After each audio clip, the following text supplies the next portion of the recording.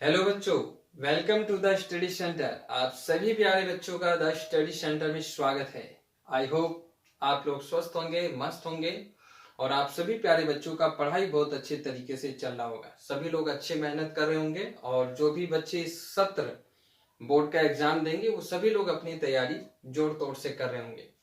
तो प्यारे बच्चों, आज की इस क्लास में हम लोग पर्सनालिटी के क्वेश्चन को सोल्व करने वाले हैं। आप इसके पिछली वीडियो में आपने देखा कि हम लोगों ने पर्सनालिटी के क्वेश्चन नंबर 6 तक सोल्व कर लिया था। आज के इस क्लास में हम लोग आगे के क्वेश्चन को सोल्व करेंगे, तो बने रहिएगा क्लास में, क्लास को पूरा देखिएगा। और अगर आपको क्लास पसंद आता है तो क्लास को लाइक करेंगे और अपने सभी दोस्तों में शेयर करेंगे। और जिन बच्चों ने अभी तक चैनल को सब्सक्राइब नहीं किया है वो सबसे पहले चैनल को सब्सक्राइब कर लीजिए। तो चलिए क्वेश्चन को सोल्व करते हैं। क्वेश्चन नंबर 7 कह रहा है कि सिद्ध कीजिए कि √3 - 1 एक अपरिमेय संख्या है। इसको कैसे सोल्व किया जाएगा? तो रूल हमारा वही है, नियम हमारा वही है, तरीका हमारा वही है कि हमें अपोजिट मान के करना है। माना √3 - 1 एक परिमेय संख्या है, परिमेय संख्या है। ठीक है, हमने इसको मान लिया कि एक परिमेय संख्या है। अब परिमेय संख्या को हम लोग जो है P/Q के रूप में लिख सकते हैं। तो यहां P और Q एक पूर्णांक है, एक पूर्णांक है तथा Q≠0, ये हम लोग मान के चलते हैं। अब प्यारे बच्चों, आप यहां से पक्षांतर कर दीजिए। हम यहां लिखेंगे √3 बराबर P/Q प्लस का 1।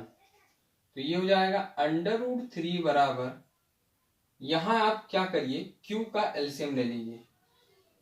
तो ये हो जाएगा P प्लस Q। तो यहां हम लिखेंगे कि यहां PQ, हम लिखेंगे यहां P और Q एक पूर्णांक है,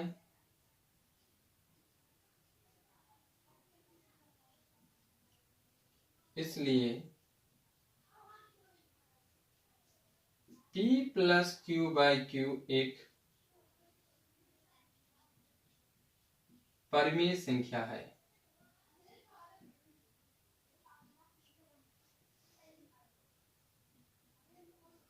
अगर ये परिमेय है प्यारे बच्चों तो ये भी परिमेय होनी चाहिए। तो यहां हम लिखेंगे तो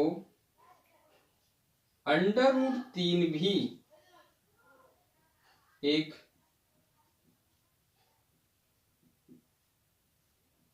परिमेय संख्या होगी।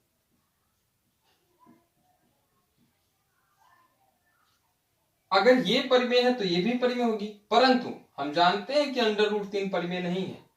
यहां लिखेंगे परंतु √3 एक अपरिमेय संख्या है, अपरिमेय संख्या है, अपरिमेय संख्या है। तो भाई ये तो विरोधाभास हो रहा ना। तो हम लिखेंगे यह तथ्य विरोधाभास है, विरोधाभास है। क्यों विरोधाभास है? क्योंकि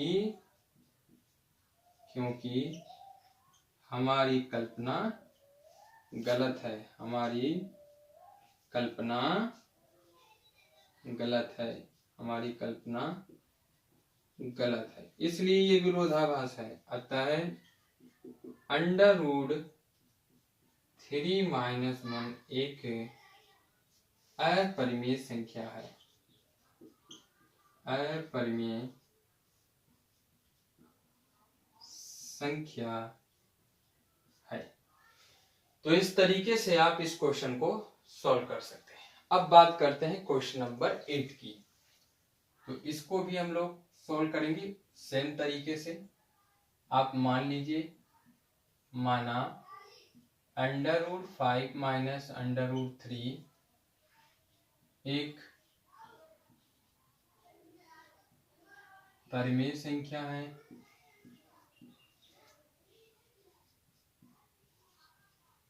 अगर ये परिमेय संख्या है तो √5 माइनस √3 बराबर हो जाएगा p/q, जहां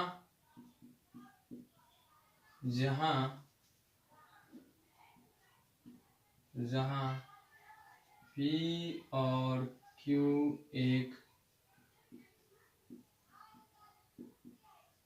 पूर्णांक है तथा q नॉट इक्वल टू 0 है। तो हम यहाँ क्या करेंगे, पक्षांतर कर देंगे। इस बार क्या है प्यारे बच्चों, दोनों ही अंडर रूट दिया है, तो हम एक अंडर रूट को उधर पक्षांतर कर देंगे, माइनस वाले को उधर ले जाएंगे, तो ये हो जाएगा √5 बराबर p प्लस q प्लस √3। अब क्या करेंगे, दोनों पक्षों का वर्ग करने पर आप दोनों तरफ वर्ग कर दीजिए। जब दोनों तरफ वर्ग करेंगे तो ये हो जाएगा √5 का स्क्वायर, और ये क्या हो जाएगा प्यारे बच्चों, देखो इधर बन जाएगा a प्लस बी का होल स्क्वायर, तो ये क्या होता है a स्क्वायर यानी p/q का होल स्क्वायर। तो a square plus B square √3 का स्क्वायर करेंगे तो 3 आएगा, और प्लस 2ab का मतलब हो जाएगा कि 2 √3 और p/q, ये भी आएगा। यहाँ हमने कौन सा फॉर्मूला लगाया, तो यहाँ हमने लगाया है a प्लस बी का होल स्क्वायर, ये होता है a square plus B square plus 2ab। इस फॉर्मूले से हमने यहाँ पे वर्ग किया है। तो a का स्क्वायर करेंगे p square by q square आएगा, b का स्क्वायर करेंगे तो √3 का स्क्वायर 3 ही हो जाएगा, और 2ab 2 √3 और p/q, ये भी आ गया। तो अब आगे क्या करेंगे, देखो √5 का स्क्वायर जब करेंगे तो ये 5 मिलेगा, इसको आप ऐसे लिखिए p square by q square plus 3 plus 2 √3 p/q। Okay, अब प्यारे बच्चों 2 प्लस √3 p/q इसको यहीं पे रखना है, बाकी इन सबको इधर ले जाना है, हमारा काम यही है। तो हम इसको लिखेंगे इस तरीके से, भाई इसको हमें इधर ले जाना है ना, या एक काम करिए आप 2/√3 p/q को इधर लाइए और इस 5 को उधर ले जाइए, है ना, ऐसे करिए आप। तो हम इसको लिखेंगे 2√3 p/q बराबर, देखिए ये इधर है यही उधर जा रहा है, तो हम इसको लिखेंगे 5 - 3, ओके 5 - 3 माइनस ये भी इधर गया minus p square by q square, तो ये हो जाएगा √2√3 p/q बराबर 5 में से 3 गया, यहां बचा 2, और ये हो जाएगा p square by q square. अब प्यारे बच्चों यहां से हम √3 को रखेंगे, बाकी 2 और p/q को भी इधर भेज देंगे, तो ये हो जाएगा q बटा 2p कोष्टक में 2 minus p square by q square, तो ये फाइनल हमें प्राप्त होगा। तो यहां हम लिखेंगे, इस तरफ लिखेंगे कि यहां हम लिखेंगे यहां q by 2p 2 minus p square by q square एक परिमेय संख्या है, तो √3 भी एक परिमेय संख्या होगी।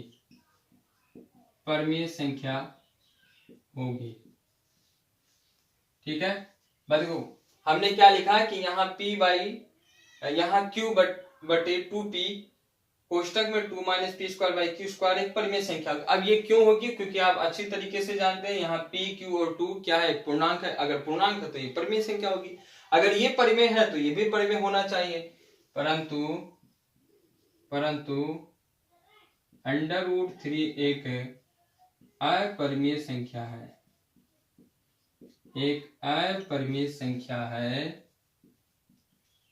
अपरिमेय संख्या है। यह तथ्य विरोधाभास है, यह तथ्य विरोधाभास है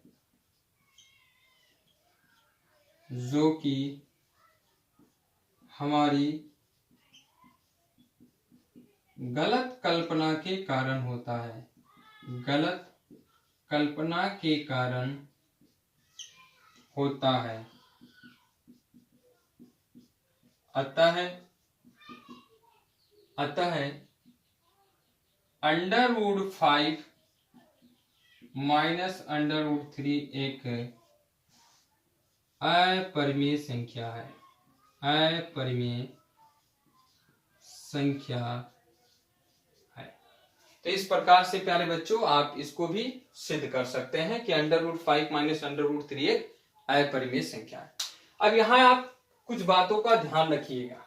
क्या? देखिए, जैसे इस प्रश्न की बात करें, अगर एग्जाम में आपको under root 3 plus 1, under root 2 plus 2, under root 3 plus 5 इस प्रकार का कोई भी क्वेश्चन दे आपको, भाई अंडर रूट 3 प्लस 1 रहे, अंडर रूट 2 प्लस 2 रहे, अंडर रूट 3 प्लस 5 रहे, या अंडर रूट 5 माइनस 2 रहे, या अंडर रूट 3 माइनस 5 रहे, इस तरीके का कोई भी प्रश्न आपको दे तो उन सबको सोल्व करने का यही तरीका है।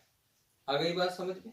इधर भी ध्यान रखिएगा, अगर आपको एग्जाम में under root 2 plus under root 3 मिले, या under root 2 minus under root 3 मिले, या under root 5 plus under root 3 मिले, जैसे यहाँ माइनस वाला है यहाँ प्लस वाला हो गया, या under root 3 minus under root 5 मिले, इस तरीके का कोई भी प्रश्न अगर आपको एग्जाम में मिलता है प्यारे बच्चों, तो उन सबको सॉल्व करने का एक ही मेथड है, एक ही तरीका है, वो ये है। समझ में आई? और भी तरीके हो सकते हैं, बट आपके सिलेबस में, आपके पाठ्य पुस्तक में जो तरीका दिया है वो ये है, तो आपको यही फॉलो करना है। ठीक है, अब हम लोग बात करते हैं क्वेश्चन नंबर 9 और क्वेश्चन नंबर 10 की। सबसे पहले क्वेश्चन नंबर 9 को देखिए, ये कह रहा है कि सिद्ध कीजिए कि 2 प्लस अंडर रूट 3 एक अपरिमेय संख्या है। तो इसको हमें सिद्ध करना है, तो हम मान के चलते हैं कि माना 2 प्लस अंडर रूट 3 एक परिमेय संख्या है, एक परिमेय संख्या है, हमने मान लिया। अगर ये परिमेय है तो हम लोग परिमेय को किस रूप में लिखते हैं? P बाई क्यू के रूप में, सॉरी P बाई क्यू के रूप में लिखते हैं। और P बाई क्यू क्या होता है? तो हम यहां लिखते हैं कि जहां पर, या यूं लिखें यहां पर, यहां P और Q क्या होता है? एक पूर्णांक होता है। P और Q एक पूर्णांक है, ओके। तथा Q नॉट इक्वल टू क्या होता है? 0। Q कभी भी 0 नहीं हो सकता है। तो यहां से अब क्या करेंगे? हम पक्षांतर करेंगे। अंडर रूट 3 बराबर क्या हो जाएगा? तो आप कहेंगे P बाई क्यू माइनस 2 हो जाएगा। अंडर रूट 3 बराबर, यहां से एलसीएम लेंगे Q, तो ये हो जाएगा P माइनस 2Q। बस हमारा सवाल हो गया।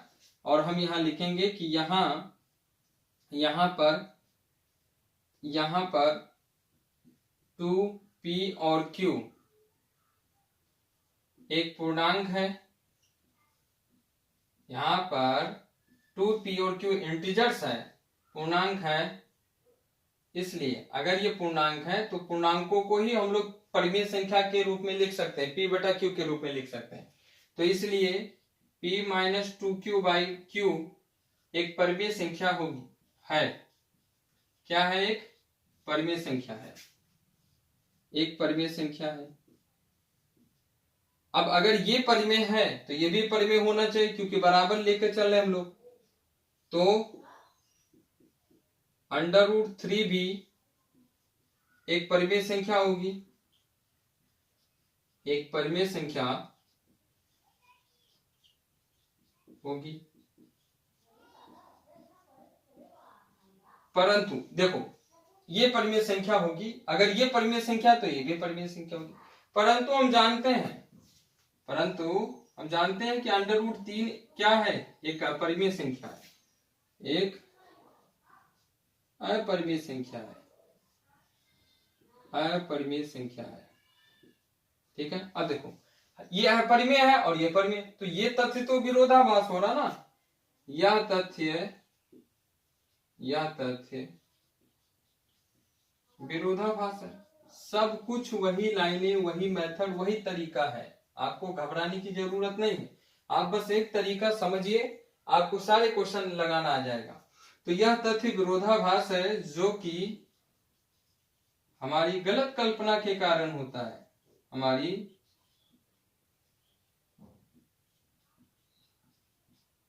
गलत कल्पना के कारण होता है।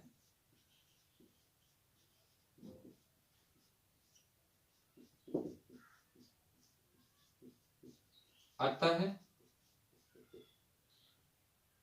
2 + √3 एक अपरिमेय संख्या है, एक अपरिमेय संख्या है। अगली बात समझ में, तो इस हमारा क्वेश्चन जो है इस तरीके से हो सकता है, और हमने सॉल्व भी कर दिया कि 2 + √3 एक अपरिमेय संख्या है। क्यों अपरिमेय?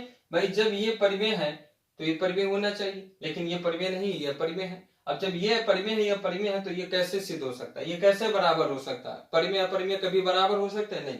तो ये कथन गलत हो जाता है, ये स्टेटमेंट गलत हो गया। इस कारण से अंडर रूट 3 जब एक अपरिमेय है तो 2 + √3 भी एक अपरिमेय ही होगा। अब बात करते हैं क्वेश्चन नंबर 10 की। तो क्वेश्चन नंबर 10 कह रहा है कि सिद्ध कीजिए कि 4 - 3 √2 एक अपरिमेय संख्या है। तो हम मान लेते हैं कि माना 4 - 3 √2 एक परिमेय संख्या है, एक परिमेय संख्या है। अगर ये परिमेय है तो हम इसको लिख सकते हैं P/Q के रूप में। यहाँ P और Q एक पूर्णांक है, तथा Q0 = 0 और Q 0 नहीं हो सकता। अब यहाँ पक्षांतर करेंगे हम लोग, तो हम इसको लिखेंगे कैसे? तो लिखने का क्या तरीका है, तो ध्यान से देखिए। हम क्या करेंगे, -3 √2 को उधर ले जाएंगे, P/Q को इधर लाएंगे, तो ये जाएगा 4 - P/Q = 3 √2। क्लियर है? यहां से एलसीएम लेंगे, ये हो जाएगा 4Q - P/Q। हमने यहाँ पे Q एलसीएम ले लिया, तो ये हो गया 4Q - P बराबर, यहाँ हो गया 3 √2। अब आप यहाँ से 3 को नीचे भेज दीजिए, तो ये हो जाएगा 4Q - P/3Q बराबर √2। तो यहाँ हम लिखेंगे कि यहाँ पर 4, 3 P और Q एक पूर्णांक है, इसलिए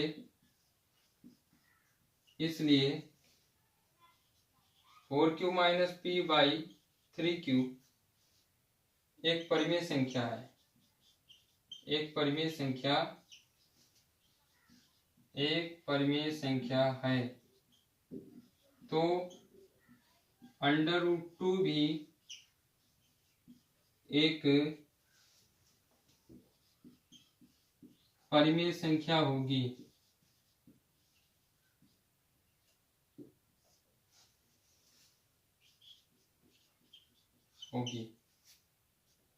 यह तक होगी, लेकिन √2 एक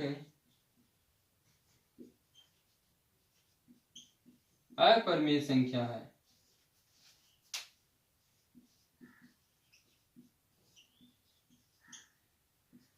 यह तथ्य विरोधाभास है।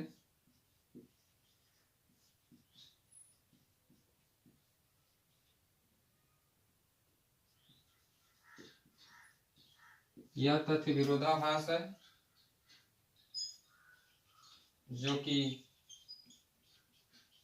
गलत कल्पना के कारण होता है।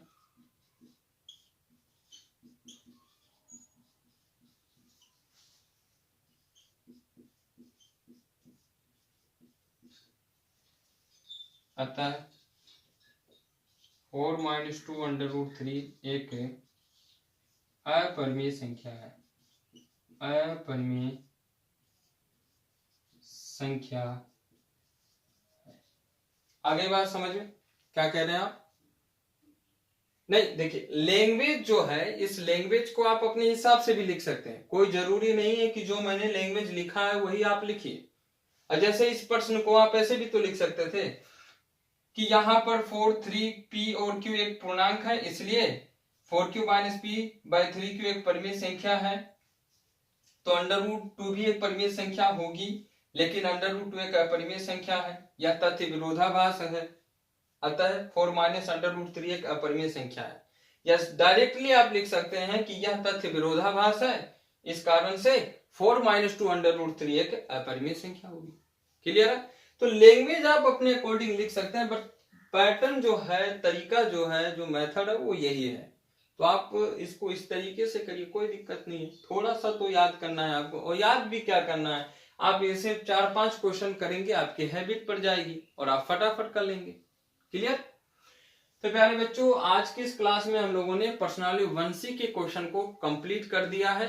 अब हम लोग एक नए टॉपिक के बारे में बात करेंगे और एक नए एक्सरसाइज को सोल्व करेंगे।